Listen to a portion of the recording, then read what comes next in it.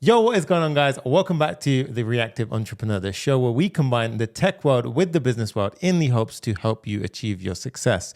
Today's guest is somebody in the video marketing agency world. He moved from Luxembourg to Dubai and set up several companies in the process. And we're going to dive into his story and how he grew his social media following to over 600,000 followers. Matthieu, welcome to the show. Thank you, Shanga, for having me. Awesome to have you here. Firstly, Matthieu, introduce yourself. What are you about? So it's a big pleasure to be here. Thank today. you.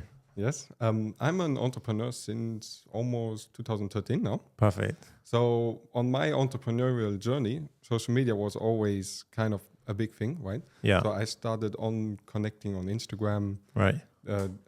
Starting my first YouTube channels. And yes, based on that, later on, I founded my first company. Yeah. That was a buying and selling company in Right. the luxury space. Okay. So Where was that based as well? Whereabouts? Did you set that up in Luxembourg or in Dubai? So the MVP, you could call it. Yeah. I started in Luxembourg. Okay. So once the whole thing got traction, Yeah. I was thinking like, okay, Luxembourg is a small country. Yeah. So where should I move next? Okay. Right. And that was in 2018 actually. And I thought, yes, Dubai seems interesting. It has 0% tax. Yeah. But there was always like something negative in the media. Yeah. And then I tried out different places. So I checked out the US. Yeah.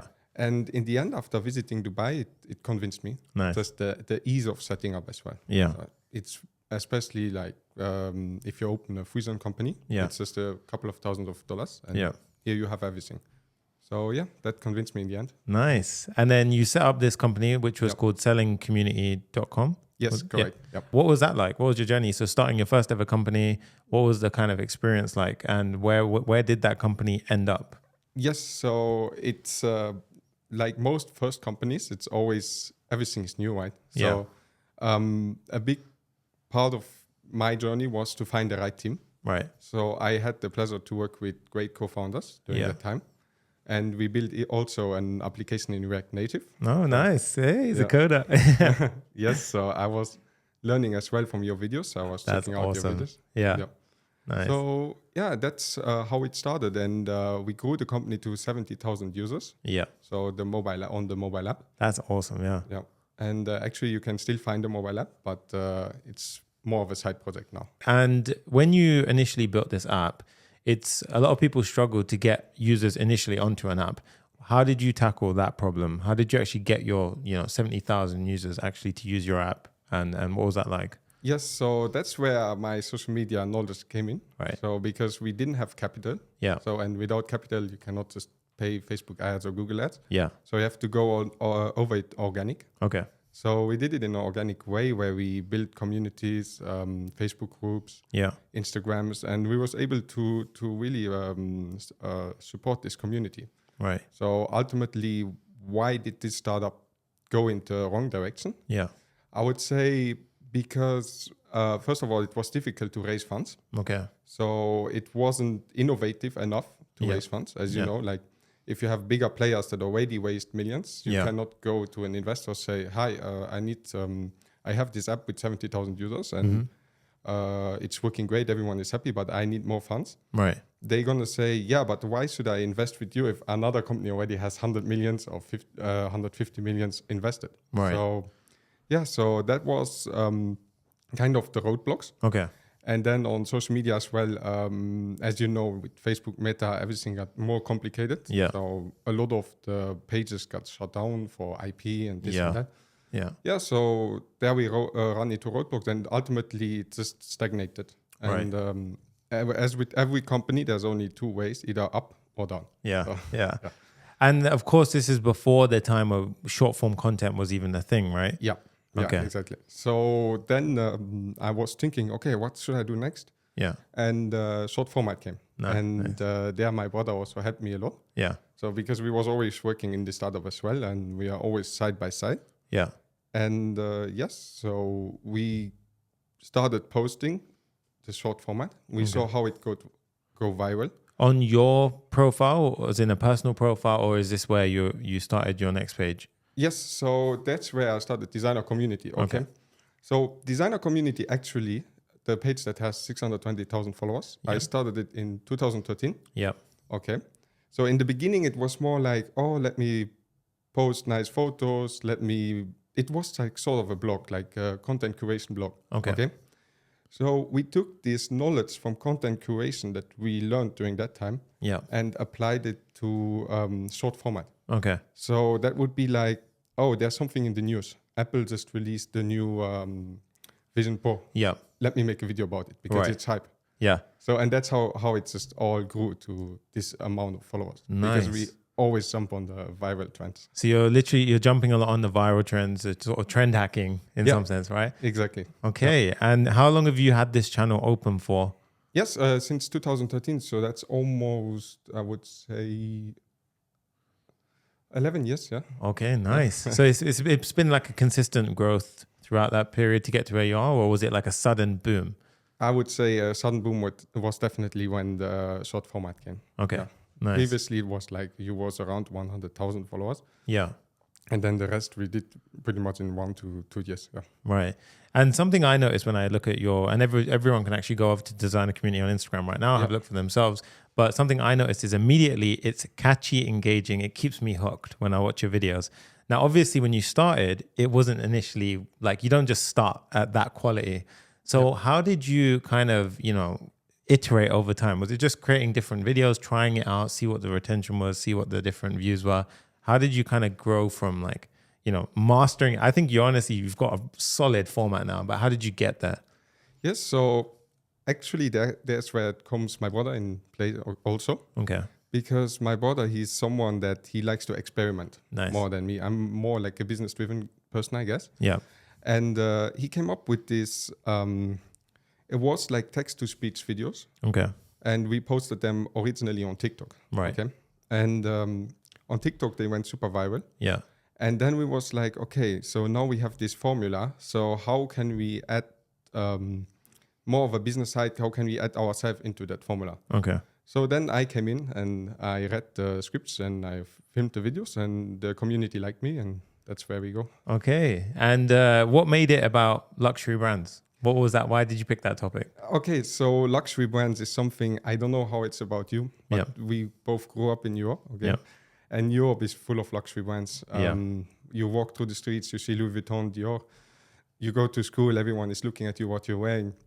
So luxury fashion for me was always a big thing. Yeah. And when you grow up, you want it so bad. Yeah. And then when you reach older, you can buy it and stuff. Yeah. And it's just influence. You are big influenced by it. And I really got a passion for it. Yeah. And I feel like there's also a huge community that I'm speaking to. Yeah. So for me, it was the right topic. I like how you started from communities before the short form content, carried it over, and now you've kind of built out this designer brand community attached to your brand as well, which is really powerful. Now, I guess, okay, so you've grown this following to this, incredible amount. And also just worth mentioning, you're on all the platforms. So TikTok, YouTube Shorts, everything. Exactly. Yes. Yeah. And so you've got this like pretty big following. How do you then go ahead and monetize it so you can do this thing day in, day out? Yes, correct. So as you know, Instagram, also YouTube and TikTok, they have very small monetization for their creators, unfortunately. I hope that with Twitter coming in and Elon Musk pushing, I hope that will change eventually. Yeah. But at the moment, it's not enough to survive just off the ad revenue. Right. So what we did is we went in and we said, okay, how can we turn a business out of this? And it became very clear that you can make a social media video marketing company. Yeah. So we went in and we created that, and now we are working with very big clients as well. And nice. Even if you know Food God from Kim Kardashian from the reality show, so we did a couple of videos for him as well. Nice. Still working on new ones. Yeah. And then also major clients. I think also that's how we met. Yeah, exactly. Yeah, Big Mo. That's it. Exactly. Yeah. Yeah. So we turned into that, and we are really blessed that we are able to do this in our time. Yeah. And initially starting that journey off, how do you land a client in social? So obviously you started this. You've seen an opportunity in the market. How do you go from this is a cool idea to actually our first client? Let's close them and get working with them. Yeah, so I want to really help your audience as well in this journey. So if I would have to start again from zero, So from 0 followers with nothing. What I would do is I would start to try to get a video viral, because nowadays you don't need a lot of subscribers to get a video viral. Yeah. So you can have 0 followers on YouTube, subscribers on YouTube, on 0 followers on TikTok, on Instagram. Yeah. But still, your video can hit a million views, and that's new with this format. Yeah. So what I would do is I would first step try to get that high numbers. Can be even 20,000 views, 60,000 views, something like that. Mm-hmm. Once I have that, I would go and try to DM or message other big people, right, and offer them a free video edit. Okay, nice. And then, I love that approach. Yeah. Once you have that, you go out and you go to major companies that you can identify in the market. Okay, they don't have a lot of videos going on. Mm-hmm. And then you say to them, okay, I worked with that big person in the space. Yeah. I'm a good video editor. I want to pitch my company to you. I want to work with you. And then you try to close a retainer. Yeah. And then you are off. Then you are good. Yeah. I think that's a golden point at the end there, a retainer. So for anyone who doesn't know what retainer is, it's essentially monthly, like a monthly subscription style service for to pay for your services, right? Yes. And that keeps you surviving and actually growing and doing what you're doing.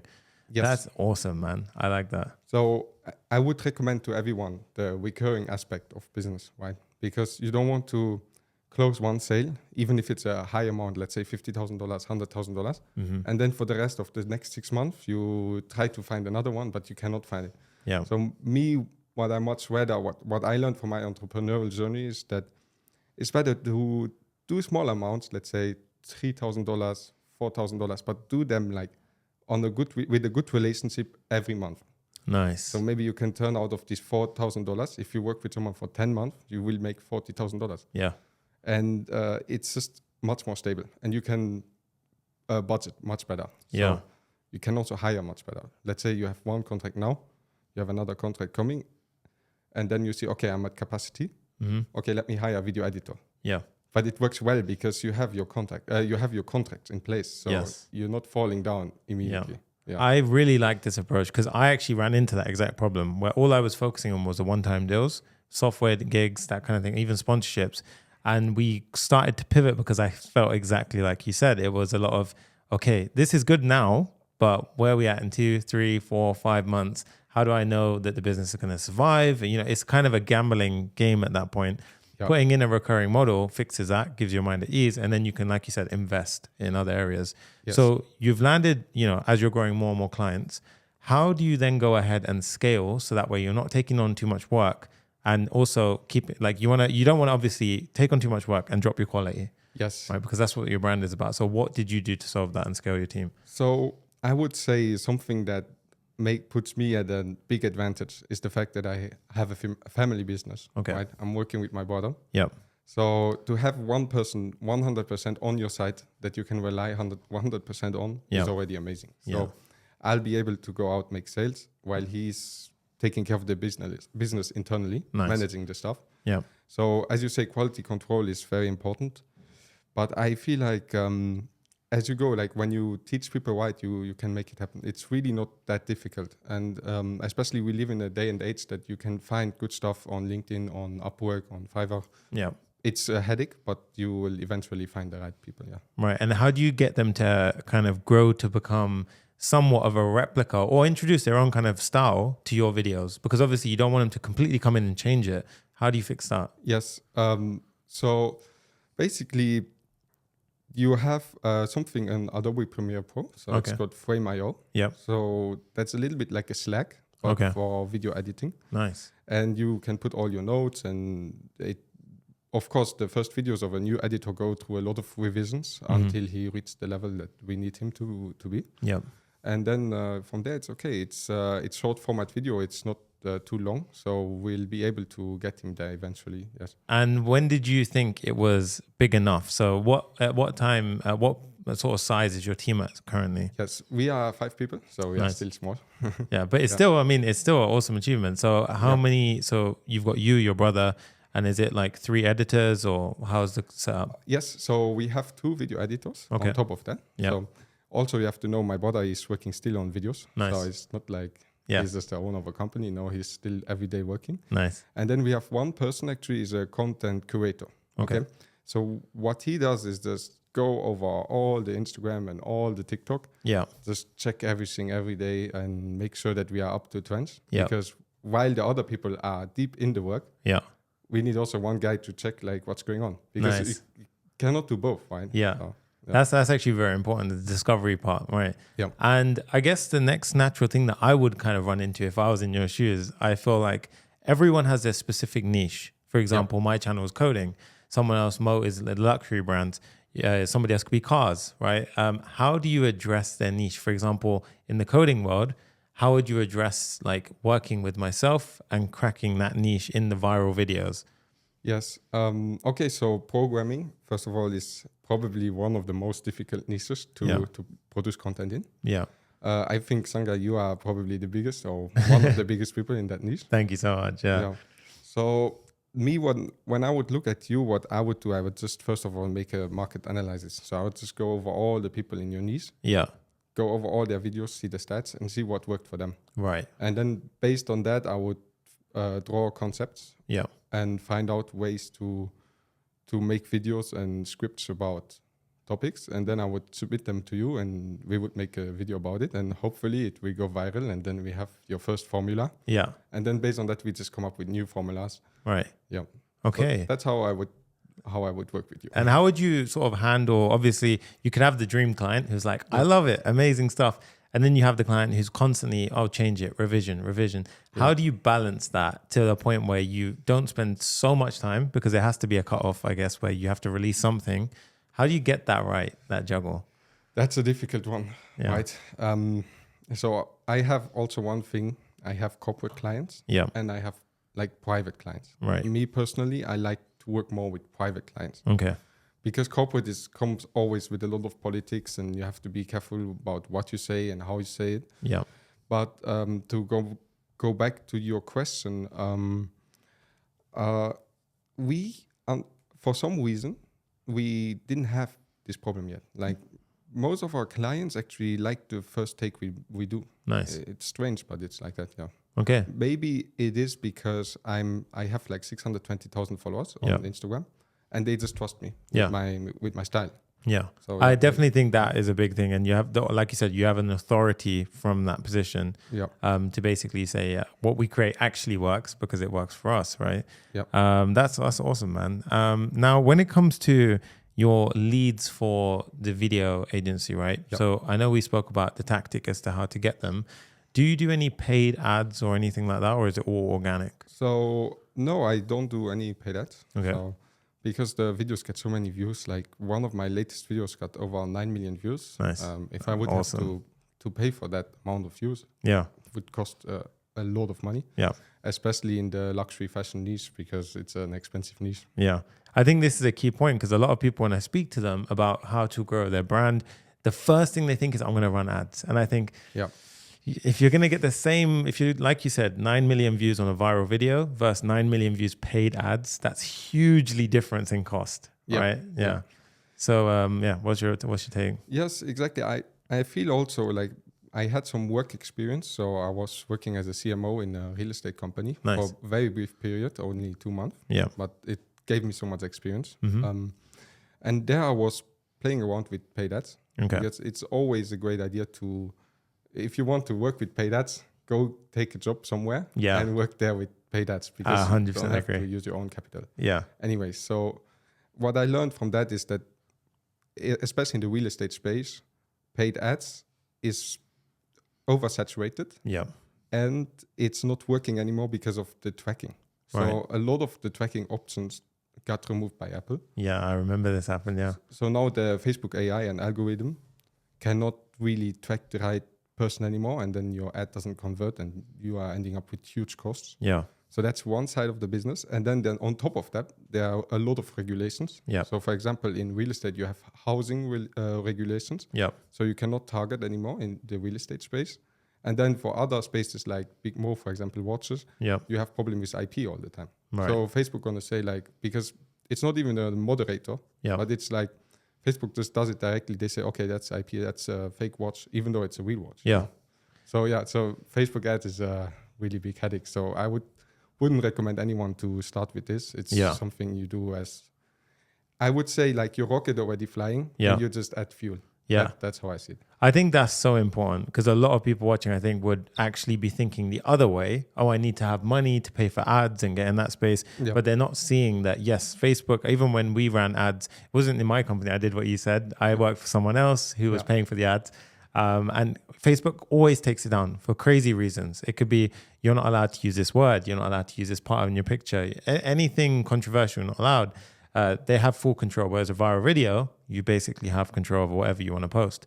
Yeah. So yeah, I completely agree. And also, as a lot of people may not know this, but as data privacy sort of rules are kind of cracking down, Apple especially blocked a lot of the tracking, like you said. So what that means is, if anyone is confused as to what that means, is basically whenever your advert is shown to somebody and they buy through your ad, it can't actually attribute it. So it can't say that this actually led to a purchase, which means that you have no idea as to if the ad is working or not, and you're just pumping money into it blindly. Yeah. And that's, like you said, it's basically lighting your money on fire and just throwing it away. Exactly. Yeah. Unfortunately, it's like that. Yeah. I think there's a way to get it right. I haven't found it. So yeah, I'm sticking with you on the organic side of things. Okay, let's imagine a standard channel right now is sitting at, let's say, 5,000 followers, right? From your experience, from what you've sort of learned throughout the years, what's your take on it? How should they become viral? So you said create a viral video. How? Yes. Yeah. So I think I briefly touched already on this. Yeah. So you always have to split it up in niche, okay? In niches. Yeah. So first you have to know which niche you are in. Okay. So if you are in the, let's say, coding niche, or if you are in the fashion niche, you go out and you check which accounts are in that niche, and then you analyze the content. Yeah. And then you try to recreate something similar. Okay. And keep in mind the trends. Okay. Okay. Because one video might be about Apple Vision Pro. Okay. Yeah. But that was a thing maybe like 2 months ago. Okay. So I wouldn't speak about it now again. Okay. So once it's like coming back, like when they release it again and everyone starts to speak about it, then I would release the video. Right. Okay. Like when everything is in hype. Yeah. Because what we have to understand in this world is that we are not really in control of trends. Right. Trends are happening by the big media, by PR. Yeah. They are creating this hype. Yeah. And us as like smaller influencers or people just starting to try to jump on it. Yeah. We cannot create a trend easily. Okay. Almost impossible. Yeah. So we have to jump on other people's trends. Right. Yeah. Okay. That's how I do it. That's how I see it. And that's like the main content, right, of the video. Yeah. Are you directing people to a place, so like some kind of call to action or something like that in each video at the end? Like, whether it's as simple as, like and follow for more, or it's like click on the link in my bio to join the training or something like that. Would you say that's an important part? Yes. So actually, there's a lot of small strategies. So let's jump into them as well. Yeah. So for one, there's one strategy where you would cut the video so that it loops. Okay. So, yeah. I've seen this. Yeah. Yeah, maybe you saw it. Yeah. So then the algorithm picks up. Okay. So if in a way it counts as 2 times views. Right? Nice. So then the algorithm picks that up. Okay, the users watch this 2 times, so it's important. Let me push it. Okay. And then one, of course, comments, right? So you want people to comment. Yeah. And then you can put the CTA at the end of the video. Yeah. But I would say the best thing for getting people to comment isn't the CTAs, but it's like to be controversial. Nice. Yes. Okay. Because sometimes you can feel a topic is a little bit controversial. Okay. Yeah. So you just put your finger exactly in the wound. Yeah. And boom, people commenting. Again, the algorithm picks it up. Yeah. Boom, you are there. And then in the fashion, it's it's also a lot about beauty. Okay. So if you get the beauty right, you will get a lot of likes as well. So a lot of it is revolved around engagement and actually interacting with the post, actually watching it for a certain amount of time. Yes, also as well. So that's a really important thing as well. If you make like a video for 30 seconds or 1 minute, if the algorithm sees that over 50% watch the video until the end, your video goes viral as well. Nice. Okay. And that's where we come in. So for our clients, we really make it super concise, super interesting, make the cuts exactly how they are supposed to be, put the effect and everything. And then they have like a masterpiece of video that will go organically super high. And I've also kind of heard this from, I can't remember who it was from, but it was basically against, like being too professional versus just a camera. Like I think it was Gary Vee was talking about it, but basically sometimes it's more powerful just to pick up a phone and just do a recording and then add a few overlays. And that's more relatable as opposed to like a high definition camera. Everything's perfect and polished. And what's your take on that? Is it more towards relatable content, trendy content, or is it just a mix of anything really trying? Yes. So that's a really good point actually. And it's something that I run into a lot. So I have these big corporate companies and some of them are in the luxury space, luxury travel, whatever. Mm-hmm. And we make the video for them perfectly. Okay. And then they come to us, yeah, but our branding team doesn't like it and here and there. Social media nowadays is not about having like the cleanest branding and the most professional thing. It's about entertainment. Yes. So, exactly. And that's then sometimes a roadblock and sometimes contracts don't go through that. Really? Yeah. But that's in my hands. It's not in my hands, right? Yeah. And I don't want to end up in a situation where I produce videos that don't go viral. So I'm just saying, okay, I'm out. Yeah, which is a good way to be, yeah. Yeah. Because I guess it's more about that dopamine hit now. They just want to watch a video, get a sense of, I learned something or something, that's pretty cool. And then next. Yeah. And it's like, on Twitter, okay, this completely different format. But even Elon Musk on Twitter, he says all the time, like, the way he tweets, right? Yeah. He puts memes, he does whatever he wants. And he's the richest man in the world, right? Yeah. So he must be doing something right. Exactly, yeah. He's not following the traditional route of everything has to look perfect. Even Netflix now on the new Threads app, which we'll touch on, they're awesome technique. They've literally started, it's memes, jokes, a lot of things. And everyone's like, is that really Netflix doing that? And it's cracking it, but it gets a lot of attention. Exactly. Right, which is really awesome. And that leads me to the next thing. Okay, so you're in the social media space and especially the video agency editing. What is it like embracing new tech? And let's talk about the new app, which actually got released yesterday from Facebook, Meta, Threads. Are you on Threads and how's that going to affect your business? Yes. So actually, I've never been on Twitter because it was just completely different medium to what I used. And on Threads, it just pulled me in. Yeah. So I'm on it since 2 days. Yeah. And it's interesting. I would actually rather support Twitter because I'm more like an Elon Musk fan. And I like the way he does things with social media. Yeah. But yeah, on Threads, I'm active. I have already, I think, over 20,000 followers. Awesome, man. Yeah. So it's working well. And I'm just doing my thing there. I don't know exactly what I'm doing yet, but let's see. And what's the future look like for you now? So in this space that you're in right now, how would you say you're going to evolve, grow? Is it scaling to bigger levels? Is it touching a new niche, new industry? Yeah. So the biggest threat for me in my business is that the landscape is constantly changing. Yeah. Right. Just a few years ago, there was no TikTok. There was no short format. Yeah. So there was a lot of influencers doing just photos and stuff, and that doesn't work anymore. Yeah. So now there's videos. So I have to be very careful about the next thing that is coming. Right. Because if I miss that out, this thing, it's just a window. It will not work forever. Right. So for me, it's constantly having an open mind and constantly checking what's going on. Yeah. And evolving, yes. And how did you spot the initial trend of short form content? Because starting at around 2013 is actually very early, which is awesome to catch it then. Because it feels like in the mainstream of things, it's only become hot over the past few recent years, but you've caught it way before that. No, so actually 2013, I didn't do short format videos. Okay. So 2013, I had a blog, like I was posting photos and it was like that time when everyone just posts nice clothes online and and that worked at that time because I feel like the dopamine sensors of people were not that oversaturated. Yeah. If nowadays you just post a nice watch or a nice car, people don't care. Yeah.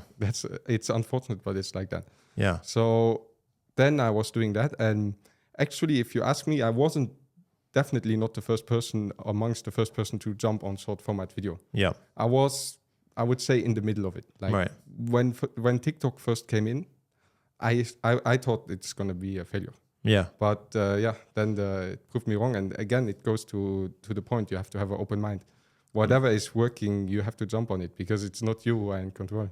Yeah. Let's talk about your journey to get to where you're at, the mistakes along the way, right? So Obviously, as an entrepreneur, it's not all straight. It's not all, like a smooth road up. Yeah. We've all made mistakes on the way. I've made tons. So let's talk about some of your mistakes. And if you were talking to your younger self, what you would say, don't do that because you wasted a lot of time here or so forth. Yeah.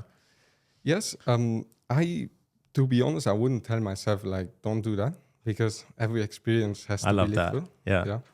So that's one. And I think something that for me, I wasted a lot of time on was that a lot of times I would try to do something by myself. Okay. Versus trying to get someone, even to pay that person, to just do it for me. Yeah. Because when you pay someone, first of all, you trust someone. Yeah. And secondly, you give your blessings also to someone else. Mm-hmm. So because in the way, like, we receive the blessings and we have to give them on. And that's how life works. That's how actually every successful person does it. Yeah. So once you do that, a lot of times I found out that you'll not only have this solved, your problem in front of you, but also the person gonna add extra things onto your plate, things that you didn't think about. Completely. Yeah. And I think in that process, you have to learn to let go of that perfection that we have in our own mind. Yeah. Because you'll be looking at the video thinking, I could have done this, I could have done that. But like you said, before you know it, they're adding things which you didn't even think of. Exactly. Right? And have you found that is your experience with your current team? Yeah. So also when I work with my clients, right? So there's something, it's called the Ikea Effect. Okay. And the Ikea Effect is basically like, let's say, Sanga, you and me, we're going to build this table. Okay. Yeah. Because we built it. Yeah. It's more valuable to us in a way, right? Okay. But to a third person, it's like, what the fuck did they just build here? Yeah. So it's the same for videos. Like, sometimes you just have to let it go, right? I'm not the best. In my eyes, I'm maybe the best, because we are all always thinking that we are good or the best or whatever, We are the main character in our movies. Yeah, exactly. That's always how I see it. Yeah. And if we build it, we think it's great. But, if someone else built it, it might be much better. And obviously, over time, like especially in the recent, I'd say year and a bit, AI has come in big, right? So you've got a lot of these AI video editing apps.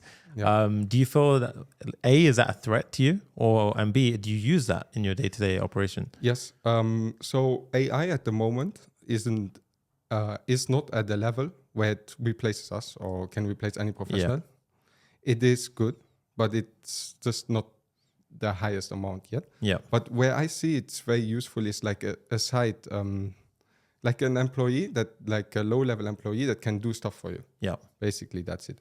So let's say you want to translate something from French to English because there's a video in French that you really like. Mm-hmm. You just put it in ChatGPT and he will translate it. Right. Then the sentence comes out a bit long. Yeah. So you send in another prompt. You say, okay, I want the sentence to be small. Yeah. Then ChatGPT does all that. Nice. Or even you have like a long and you want something to be summarized. Boom, ChatGPT does that. So it accelerates stuff. Nice. But it's not really... it's not yet useful enough for us to just let it go. Yeah. And to replace us. And I feel like if it's going to replace my team, then it's going to replace pretty much every industry. I agree. I think everyone needs to relax with the takeover mindset. Yeah. Because I think I'm literally with you in the sense of we use it as a low-level employee. Yeah. To all the mundane tasks, the tasks which take long, which like AI can just smash out. Yeah. Even to the degree of, for example, timestamping a long video. Yeah. Sometimes we'll just throw the transcript in there, and that gives us a starting point for transcripting it, right? Exactly. Timestamping it. We won't trust it completely, but it's like it shortcuts it a little bit, so you save a bit of time. Your main direction now, it's focused around growing your business, or is it focused around starting something else? Where are you at? So my biggest problem at the moment is, so am I going to become stronger as an influencer? Yeah. So on social media with over 620,000 followers. Yeah. Or am I going to focus more on the business side of things? Okay. So at the moment, the business side of things does a lot of things for me in a monetary sense. Yeah. But a social media agency for videos isn't really the best business to be in for long term. Yeah. So I'm trying to balance it out. So let me get a little bit of monetary gain here while also building that here, so that in the future, I'll be able to find new ways to profit off the audience that I build. Awesome. And that's also an advice I give to everyone in the coding space or wherever your subscribers are from. Build an audience. It's really, really worth it in the end. Yeah. I completely agree with that. I think a lot of the time we tend to basically want to create a product with no audience or no sort of direction. It's just kind of, I think this is cool and that's it. I think the best way to kind of grow something really valuable to the world is either A, grow an audience, and then you have an audience to literally tell you what they want, and B, solve a problem that exists in the current world. Yes, right? exactly. Yeah. That's a very good point. I feel like in the coding space, like, as you know, I had my own app. Yeah. So I thought about it many times. And for me, it was always like, so there's two ways. Either you work with your own audience, or you raise capital. Yeah. So these two. So So guys, if one of these two. Yeah. And I think the biggest thing really there is, one is hard to access, right? Getting capital and venture capitalism is quite a difficult domain to navigate through. Starting your own audience is doable by anyone. You can start making your videos, become viral, and literally start forming something out of nothing, which is amazingly powerful. And that presents something which wasn't possible like 10 years ago even. Yeah. Exactly, yes. Very good point. So it's opening up a lot of doors for especially smaller creators, people just getting started. Yeah. And I would say if you want to raise capital, it's always also nice to build relationships first. Nice. So if you have some B2B connections and people that trust you, that can help you enormously in raising capital. We actually have a little bit of a fun round. So we have kind of a little sort of quick question round. All right, so in this case, so we're going to jump through some quick fire questions. Now, what I want you to do is literally first thing that comes to your mind, fire away. I hope I'm good at it. So this one's more kind of to help it run out. What's your video editing software? What do you use? Adobe Premiere Pro. Premiere Pro. Okay, cool. And would you stick with that if you had to start again?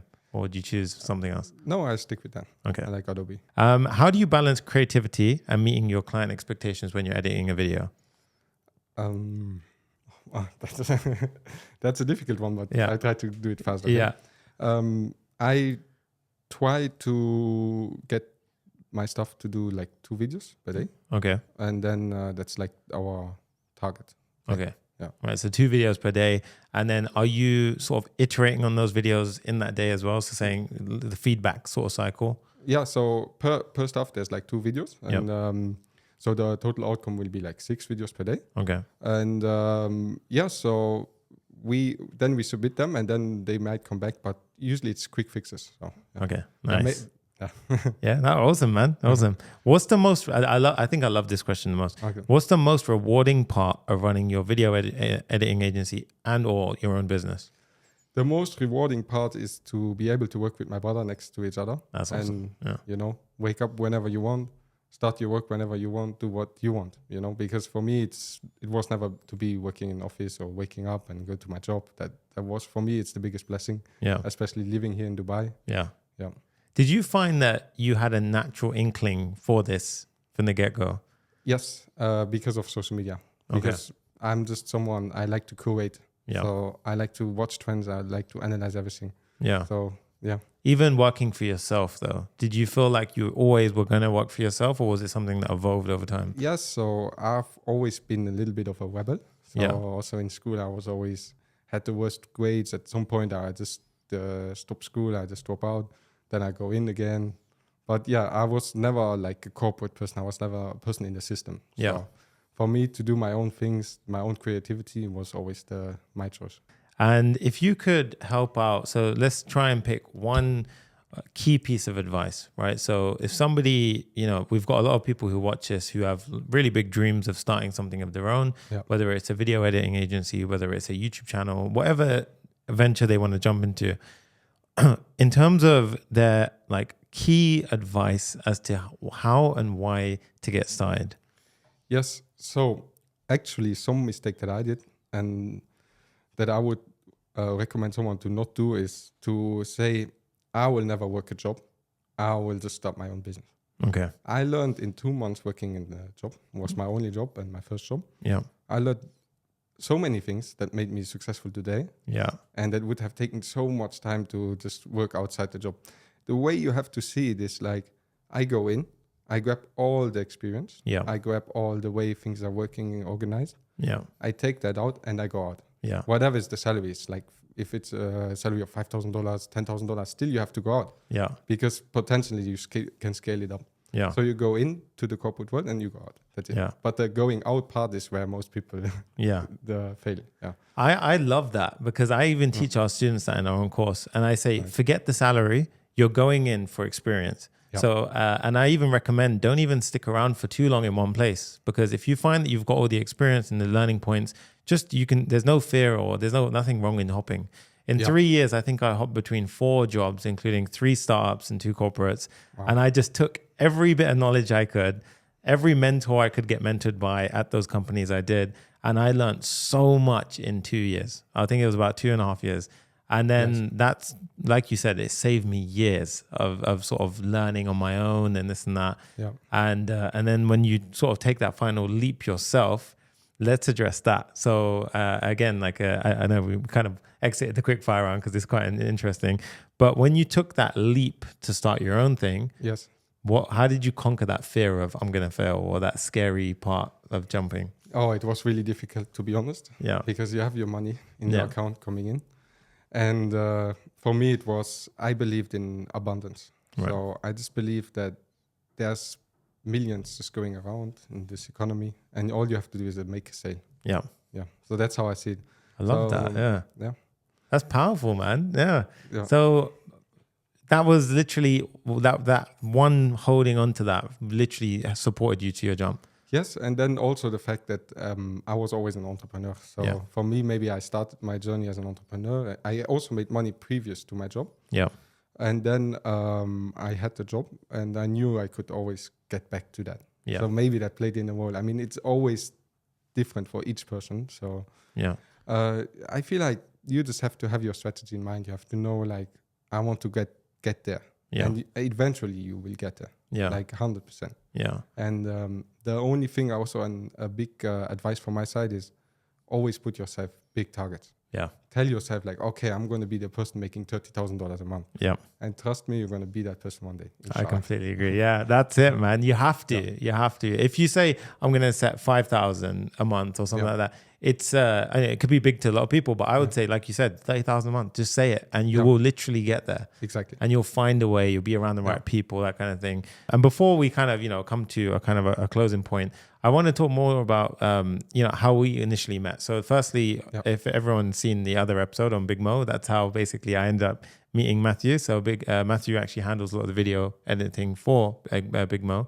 And I think it's so important, and Dubai is a really awesome place for this, to expand your network to like-minded individuals. Yes. So other people who you can literally witness, like me hearing your story right now inspires the hell out of me, even, right? And then I would then go ahead and, try and push my business further, kind of do that kind of thing. And just putting yourself in that circle of people who are really pushing boundaries. Would you say that's an important point? Yes, it's very important. So also the location where you live is very important. So me coming from a small country, very small, like we have over almost 600,000 people, that's it. Yeah.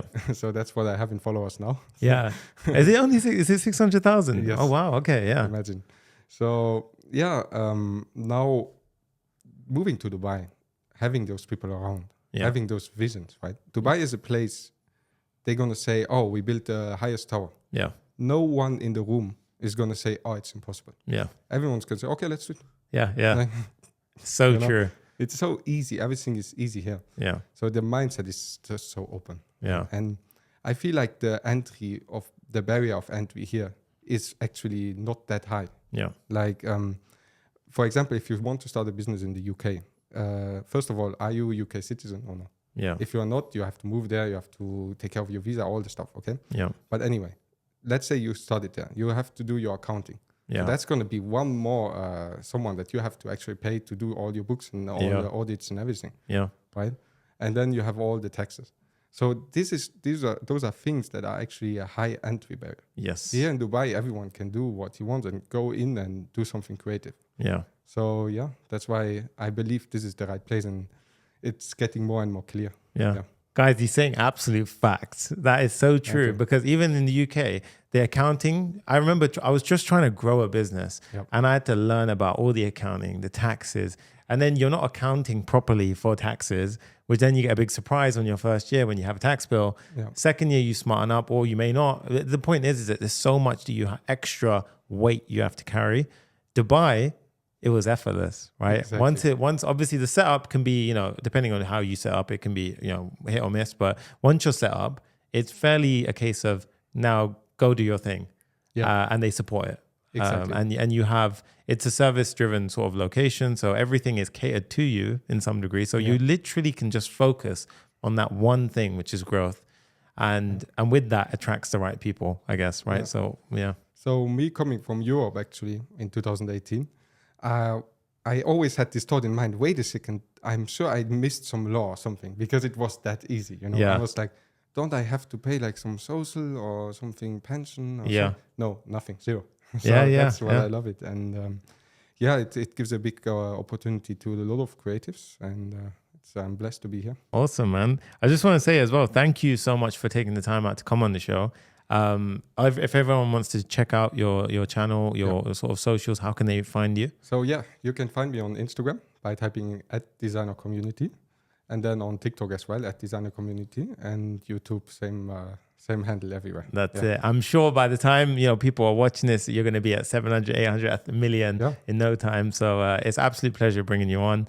And I can definitely imagine we're going to have more calls in the future or group calls.